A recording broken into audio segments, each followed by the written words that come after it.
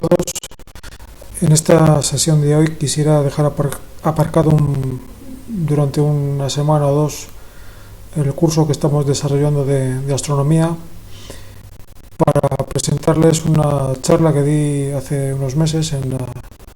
el Festival de Pint of Science aquí en León, y que puede ser también de interés para la audiencia porque también trata de temas relativos o relacionados con la astronomía. Titulé esa charla Aficionados en astronomía profesional, y versa un poco sobre el papel que juegan los astrónomos aficionados en cuanto a su capacidad de colaborar con profesionales, aportando sus conocimientos y sus equipos y su iniciativa en el descubrimiento de novedades astronómicas o en el tratamiento de datos, en fin, en cualquier tipo de colaboración que se pueda dar, en cualquier proyecto colaborativo en el cual puedan aportar algo los aficionados de cara al avance de las ciencias del espacio, ¿no?, de la astronomía.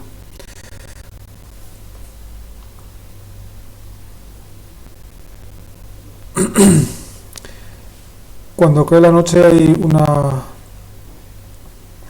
respetable cantidad de personas que tienen la sana costumbre de, en vez de ponerse a ver la tele o a cualquier otra actividad que es en sí respetable, pero no parece que sea muy provechosa de cara al avance de la ciencia, pues tienen, como digo, la costumbre de coger sus aparatos o sus equipos ópticos y ponerse a escudriñar el cielo, siempre que esté despejado, claro, y que la noche acompañe. Es una de las ciencias en las cuales el papel de los aficionados puede ser primero es más grato, y también es más importante los posibles aportes que podemos hacer los aficionados en diferentes subdisciplinas de la astronomía.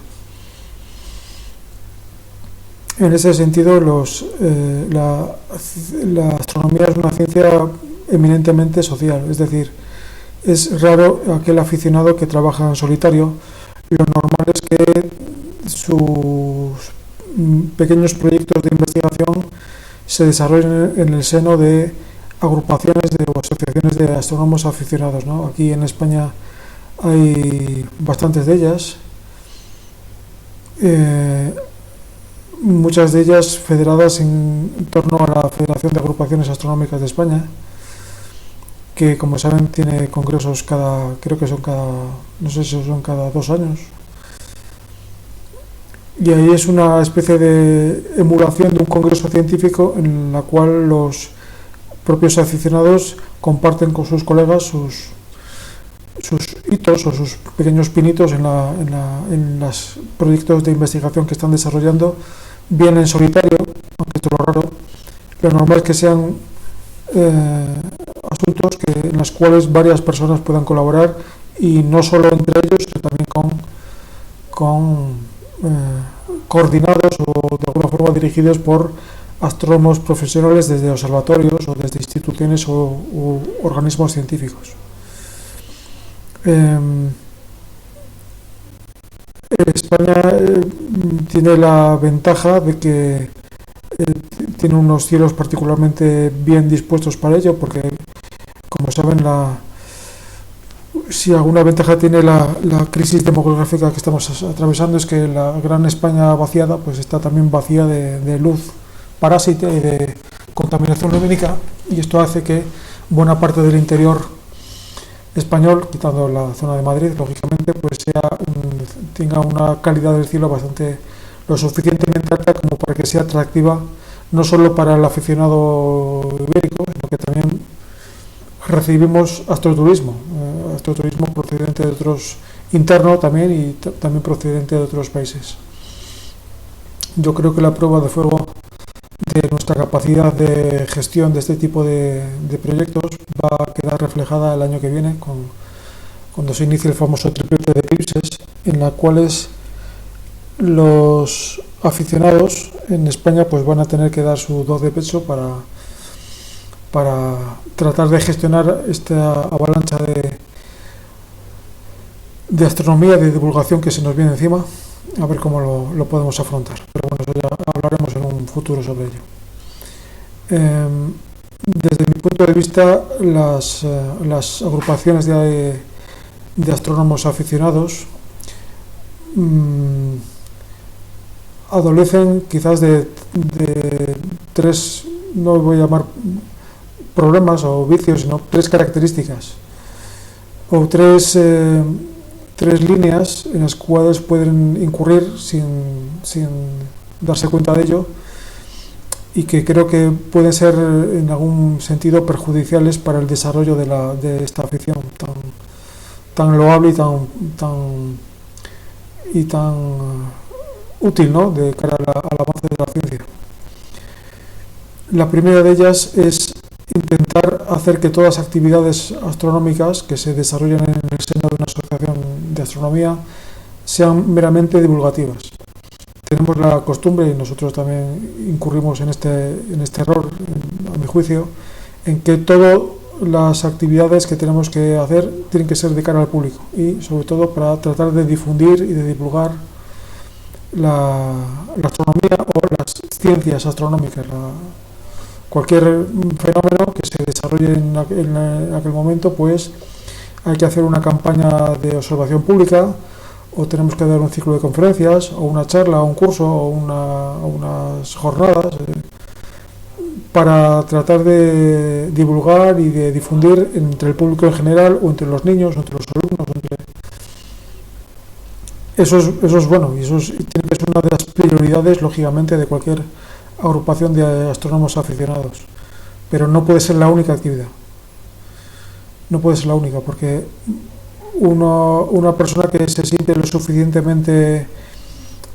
interesada en la astronomía y que acude para ingresar en una agrupación de astrónomos aficionados,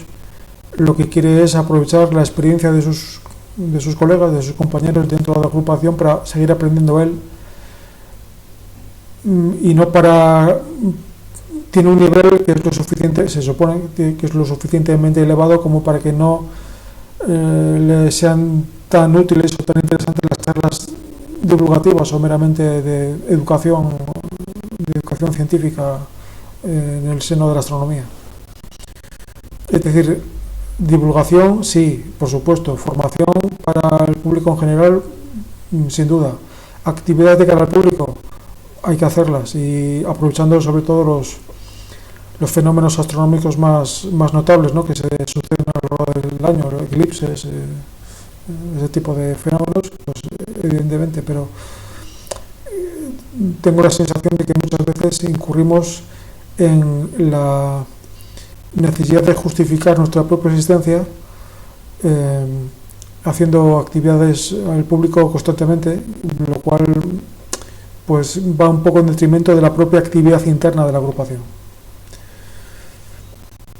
El segundo vicio o el segundo error es aquel aficionado a la astronomía que se contenta, o que parece que llena todas sus horas de afición, pues como si fuera un maratón Messier constante de a ver cuántos objetos diferentes veo. Y parece como que tiene que completar un catálogo, una lista, y si no veo tantos, pues ya como que ya ha sido una sesión fracasada. Intentar ver muchas cosas y nombrar muchas cosas y ver cosas diferentes, ponerse retos de observación o de fotografía, pero sin pararse a entender lo que está viendo.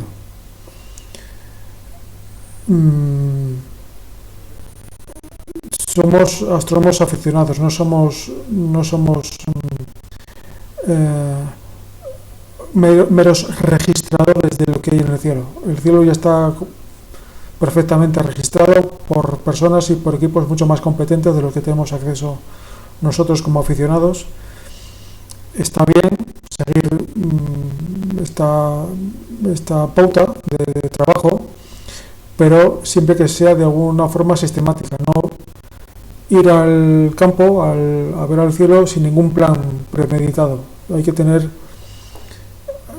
somos astrónomos aficionados y por lo tanto somos científicos aficionados y el método científico no es ajeno a nosotros. Tenemos que tener algún objetivo observacional, tenemos que tener alguna metodología, hoy vamos a centrarnos en una constelación concreta y vamos a intentar ver los objetos que sean interesantes dentro de este recinto cerrado de observación. No nos vamos a salir el cisne, por ejemplo, pues vamos a ver pues las variables que hay en el cisne, las novas que hay en el cisne, las nebulosas que hay, pero de una forma sistemática, de forma que podamos entender y podamos aprender cómo es el cielo paso por paso, no ver todos los objetos todos los días. Ya sé que Júpiter es muy bonito, Saturno es muy impresionante, pero de un día para otro no va a cambiar su aspecto. Está muy bien observarlo y enseñárselo a la gente que viene a visitarnos, a los observatorios, a las sesiones públicas, pero nosotros se espera que tengamos un nivel un poquito ya más exigente. No todos los aficionados tienen el mismo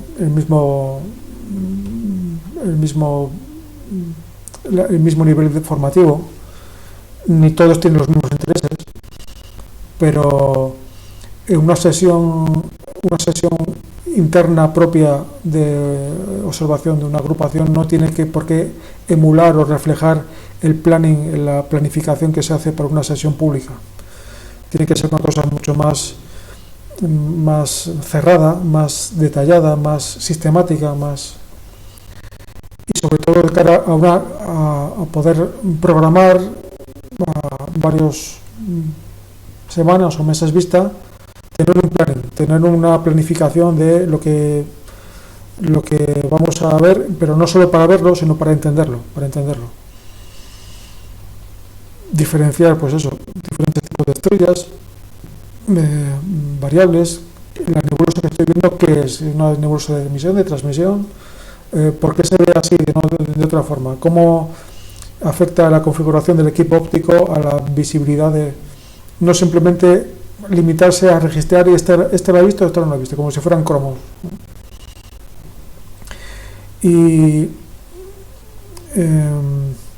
el tercer problema o vicio, error que yo veo entre los aficionados es lo que yo llamo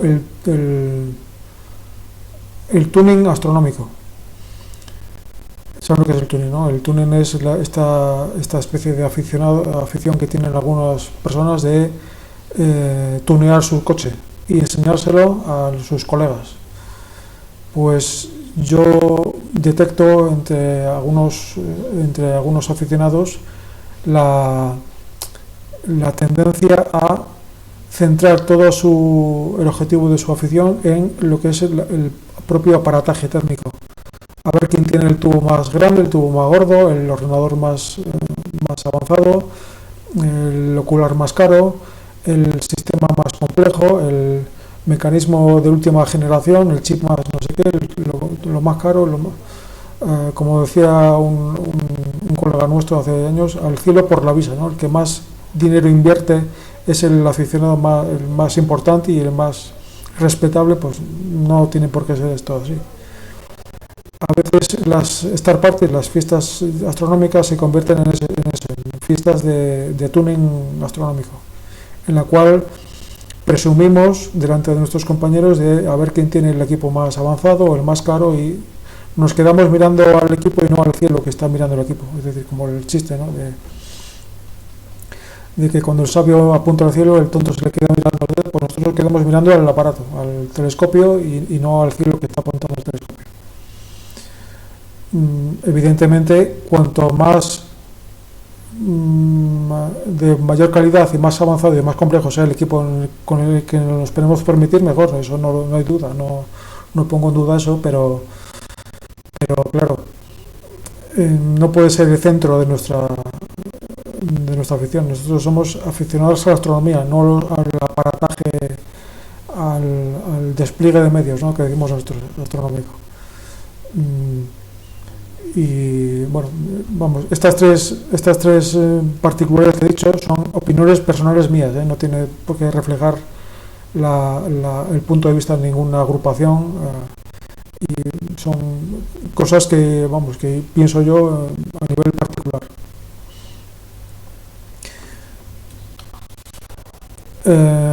La astronomía es una ciencia que es muy propensa a que en ella se pueda participar de manera semiprofesional el astrónomo aficionado.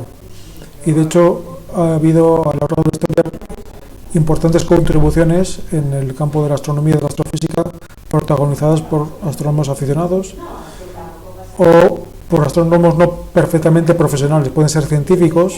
pero no científicos, no astrónomos profesionales, no astrónomos titulados, sino procedentes de otras ramas del saber y que sin embargo han hecho contribuciones significativas en diferentes disciplinas de la astronomía.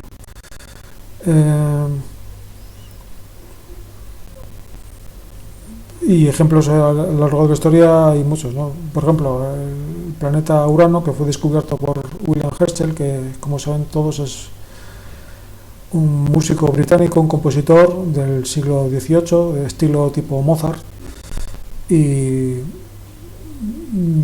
cultivaba muchas disciplinas, muchas ciencias y muchas artes diferentes, entre ellas la astronomía, y a raíz de su descubrimiento de Urano, pues el rey Jorge, que fue el dedicatario de ese descubrimiento, pues le pagó una pensión vitalicia para que abandonara cualquier otra actividad y se dedicara a la astronomía.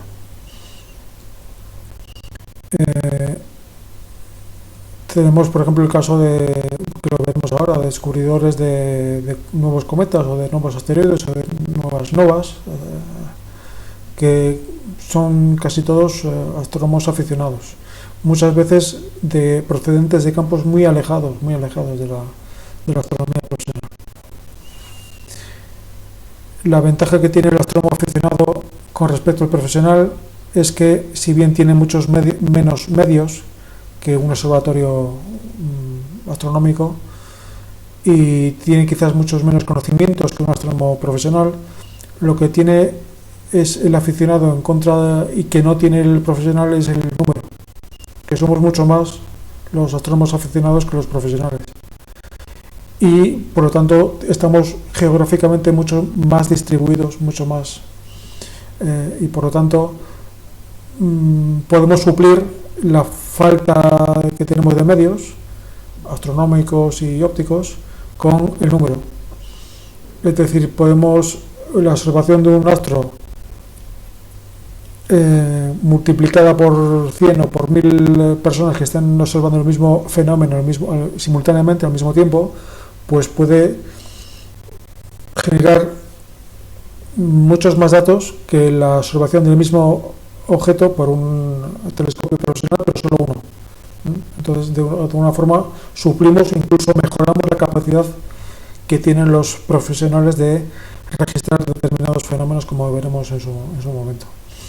Además, pasa otra cosa, que ahora mismo, con el desarrollo de las nuevas tecnologías, primero estamos mucho mejor coordinados entre nosotros a través de las redes de Internet, y tenemos a nuestra disposición aparatos astronómicos, telescopios y cámaras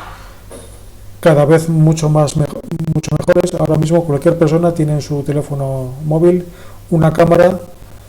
de fotografía y de vídeo que es mucho mejor, de una calidad mucho más precisa y más exacta que la mejor cámara que hubiera en cualquier observatorio del mundo hace 20 o 30 años. Y claro, de ahí se explica que los datos científicos que recogemos que recogen los aficionados sean cada vez de más calidad, incluso comparable a la que toman de por sí los observatorios profesionales. Aquí tenemos un ejemplo de un equipo ya muy avanzado. Yo, si les soy sincero, de aparataje y de fotografía y de maquinaria no sé gran cosa, porque mi campo de interés es la astronomía fundamental, teórica. Pero vamos, sé lo suficiente como para darme cuenta de que esta imagen corresponde a un equipo ya no profesional, pero de un aficionado ya medio avanzado. Campos en los cuales colaboramos en conjunto astrónomos aficionados y profesionales, pues quizás el más destacado es el variabilismo, ¿no? El estudio de las estrellas variables. Hay una agrupación en Estados Unidos que se dedica exclusivamente a esto, que es la famosa APSO, la agrupación de astrónomos americanos, observadores de estrellas variables, porque es una actividad muy gratificante y muy útil para rastrear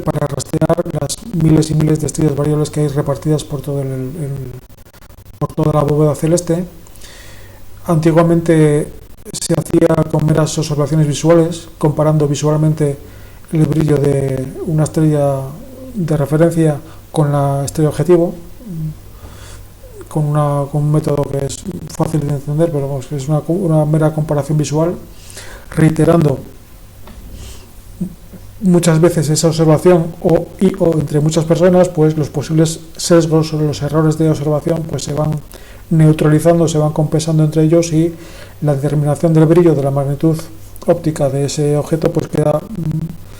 queda determinada con un intervalo de precisión bastante elevado, incluso sin la necesidad de usar cámaras ni fotografías, ¿eh? Simplemente visualmente se puede llegar a una precisión bastante aceptable. Otro campo que es bastante conocido, bastante famoso, célebre, es los aportes que hacen determinados aficionados que se han especializado en el campo de los cometas. Forman una subfamilia, un subgrupo dentro de los aficionados de todo el mundo que se han especializado, como digo, en este campo, y han hecho aportaciones notables y a veces de forma reiterada. Hay astrónomos que han descubierto 3, 4, 10, hasta 30 cometas ellos solos desde el patio de su casa, o bueno, quizás más bien en observatorios ya privados con cielos limpios. Este señor, por ejemplo, es Borisov, que descubrió su cometa, porque ya saben que los descubridores de cometas tienen el privilegio de que su nombre va siempre asociado al nombre del cometa, y con sus propias técnicas y sus propios, teniendo una paciencia infinita de ir registrando de forma sistemática las diferentes regiones del cielo, pues van viendo lo que aparece en esa zona, comparando con fotografías o con observaciones hechas días antes, y entonces se van dando cuenta de qué puntitos se van moviendo y cuáles son aquellos astros que potencialmente pueden ser cometas nuevos para la ciencia. Un campo de colaboración entre amateurs, entre aficionados y profesionales, que a mí me gusta particularmente, es el mundo de las ocultaciones asteroidales, que cada vez está más de moda porque es una observación muy sencilla, que no requiere tampoco cielos muy limpios. Entonces es una observación que es asequible a observatorios, digamos, urbanos. Tan solo se requiere un telescopio no tampoco muy potente, y sí que es necesario tener algún sistema de registro del tiempo que sea lo suficientemente preciso como para que las observaciones que se hagan en este campo sean válidas y que sean útiles para el objetivo de esta subdisciplina, que es el estudio de los asteroides. Si se acuerdan de la lección que vimos de ocultaciones lunares, pues mutatis mutandis se puede aplicar lo mismo a las observaciones asteroidales. Cuando un asteroide pasa por dentro de una estrella, la atrapa durante unos segundos Y esa observación, ese registro de ese fenómeno, puede ser muy útil tanto para el estudio de la propia estrella ocultada como del astro ocultante, que suele ser un asteroide o normalmente un asteroide. Para el caso de la estrella, pues permite detectar, por ejemplo, estrellas dobles, porque la ocultación de los componentes de la estrella se va sucediendo en el tiempo, en milésimas o centésimas de segundo, pero con los equipos modernos se puede registrar. Y desde el punto de vista del asteroide, pues si combinamos las observaciones que se hacen del mismo fenómeno tomados de diferentes regiones geográficas, desde diferentes puntos de observación, pues podemos, como ven ahí en la imagen, reconstruir de alguna forma el perfil del asteroide. Imagínense que estamos observando el mismo fenómeno, la ocultación de la estrella Regulus, por ejemplo, por el asteroide, el planeta enano Ceres. Claro, esa misma observación la pueden hacer desde diferentes puntos de la Tierra, ¿no? Desde España, desde Francia, dependiendo un poco del tamaño del asteroide, de las condiciones, la banda de ocultación puede ser más o menos ancha. Imaginemos que es de varios cientos de kilómetros, entonces nos coordinamos entre las personas, los aficionados que vamos a observar este mismo fenómeno, para registrar lo que vemos. Ahora ya no se hacen observaciones visuales, se hacen ya todo registros informáticos de lo que se va viendo, y aquí a la izquierda ven el fenómeno, como la estrella durante unos cuantos fotogramas parece desaparecer. A veces no desaparece completamente, porque estaremos viendo una especie de tránsito en el cual el tamaño aparente de la estrella es lo suficientemente grande como para que al pasar el asteroide por delante no la tape totalmente, pero lo normal es que la tape totalmente. Entonces dejamos de verla desde unas fracciones de segundo hasta 10-12 segundos máximo. Y claro, pero en función desde la perspectiva desde la cual cada observador de ese mismo fenómeno lo está mirando, pues puede durar más o menos, y puede empezar ese fenómeno, esa ocultación y reaparición en determinados momentos con unos intervalos de unos pocas décimas o segundos. Por ejemplo, aquí el observador número 22 ve una ocultación que dura, vamos a poner 10 segundos. Sin embargo, el observador número 7 empieza a verla un poquito después del observador 22, pero para él dura bastante menos, dura un tercio de lo que duró para el número 22. Para el número 3 es un blink, es decir, un parpadeo, la veo o no la veo, dura una ocultación instantánea, podemos decir. Y para el observador número 2 no vio ninguna ocultación, porque él estaba ya fuera de la banda de ocultación de ese asteroide. Pero también es interesante registrar no solo dónde se ve, sino desde dónde no se ve, para poder poner cotas, límites a esa banda de ocultación. Y de esta forma se han descubierto, por ejemplo, asteroides dobles, en las cuales se ve el asteroide y su luna. No se ve, se puede reconstruir como el juego del pasatiempo de unir los puntos. Pues si hacemos esto entre 30 personas, pues uniendo los puntos donde desaparece y reaparece y poniendo en común los datos, pues se puede reconstruir el perfil, la silueta de ese asteroide en ese momento. Si este asteroide al mes siguiente o al año siguiente vuelve a ocultar otra estrella, estará en otro momento de giro, de rotación, y por lo tanto podemos reconstruir otro perfil diferente del mismo astro. Es decir, podemos reconstruir no solamente el tamaño, la forma del asteroide, sino también su tamaño y su volumen, por lo tanto. Y como sabemos su tamaño y su volumen y su brillo, porque lo estamos viendo, pues podemos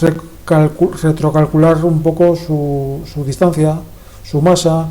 y si sabemos su masa y su tamaño podemos calcular su densidad,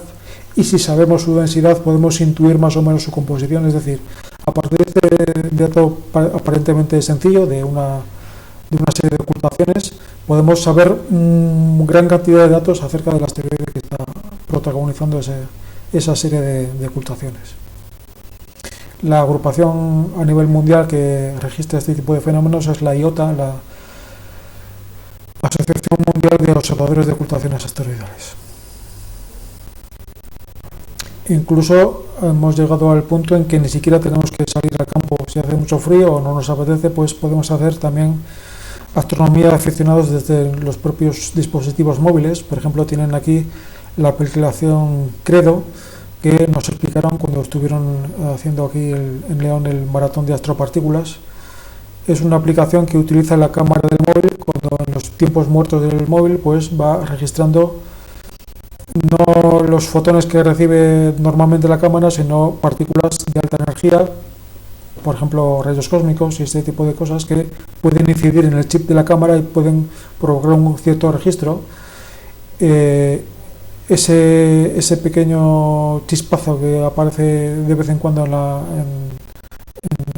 el chip de la cámara, pues combinando, como siempre, las observaciones hechas del mismo fenómeno en diferentes momentos y lugares de la Tierra, pues poniendo todos esos datos en conjunto, pues pueden dar idea al profesional, al científico, al astrofísico, de si hay algún momento en el que la concentración de estos rayos sea mayor o alguna zona que afecte más, en fin, ese tipo de variables que suelen ser de interés para los astrofísicos. Galaxy Zoo es una web en la cual aparecen cientos y miles de fotografías de galaxias que están todavía por catalogar, por clasificar, y entonces se le pide al voluntario que las vaya clasificando visualmente en comparación con patrones con fijos. Esto es una cosa que hasta hace bien poco se tenía que hacer necesariamente de forma visual, pero ahora me imagino que con la irrupción de la inteligencia artificial este tipo de proyectos de clasificación de imágenes pues ya quedan un poco obsoletos, no lo sé, en este caso si funcionara así, me imagino que también. SETI at Home, que era una aplicación hasta hace bien poco muy famosa entre los aficionados de todo el mundo. Tiene un poco la misma filosofía que Credo, pero pensada más bien para ordenadores. Lo que se llama la computación distribuida, que es una forma de resolver problemas computacionales complejos concentrando todos los datos no en un único ordenador, que lo podemos saturar, sino distribuyendo, por eso se llama así, computación distribuida, los datos entre diferentes terminales, de forma que cada una de las terminales de los ordenadores de los voluntarios participantes en este proyecto analiza un cierto pequeño paquete de datos, y lo mismo, poniendo después todos en conjunto los datos, pues se pueden llegar a conclusiones interesantes. SETI at Home, como su nombre indica, lo que hace es derivar entre los ordenadores participantes los datos recibidos del proyecto SETI, que como saben era aquel proyecto que yo creo que ya está cancelado, de búsqueda de inteligencia extraterrestre, en el cual se hacía un barrido sistemático de todo el cielo con diferentes radiotelescopios para intentar captar señales que no fueran ruido, que tuvieran una cierta información de alguna regularidad, algo que indicara que eran señales de tipo artificial. Entonces, para analizar ese montón inmenso de datos, pues se pensó que podría ser una buena idea distribuir en paquetes discretos esos datos y analizarlos durante los ratos muertos del ordenador. Saltaba un salvapantallas que iba analizando ese paquete de datos. Creo que todavía se puede descargar y por ahí en Boeing y este tipo de plataformas, pero que yo sepa nunca ha habido no ha saltado ninguna alarma derivada de este proyecto. Y también con el móvil pues podemos contribuir a mapear la contaminación lumínica. Les remito al tema que vimos hace unos meses sobre esto. Hay diferentes aplicaciones móviles para Android y para iPhone, pero quizás la más conocida y la más utilizada es esta que se llama Luce of the Night, oscuridad de la noche, en la cual, haciendo una serie de observaciones que te pide la propia aplicación, apunta a esta estrella, y si la ves y no la ves, bueno, te va indicando, te va guiando lo que tienes que hacer, y en función de lo que le vaya respondiendo, pues el programa internamente calcula cuál es la calidad, la visibilidad, la calidad del cielo en ese punto, y combinando las observaciones que se hacen desde ese punto o desde diferentes puntos, pues se puede trazar más o menos, dar una idea de cuál es la calidad del cielo general en una región y hacer un mapa de calidad para ver cuáles son los cielos de más calidad en un país, por ejemplo. Aquí en León, en España, en el noroeste de España, tenemos la Asociación Leonesa de Astronomía, fundada ya hace 40 años, en el año 85, y que tiene un observatorio astronómico semiprofesional, podemos decir, en las afueras de la ciudad, y ahí tienen pues la cúpula con los instrumentos que tenemos, los dos telescopios y los aparatajes electrónicos e informáticos que utilizamos para ver el cielo. Y formamos parte también de la Federación de Agrupaciones Astronómicas de España. Pues nada más, gracias por escucharme.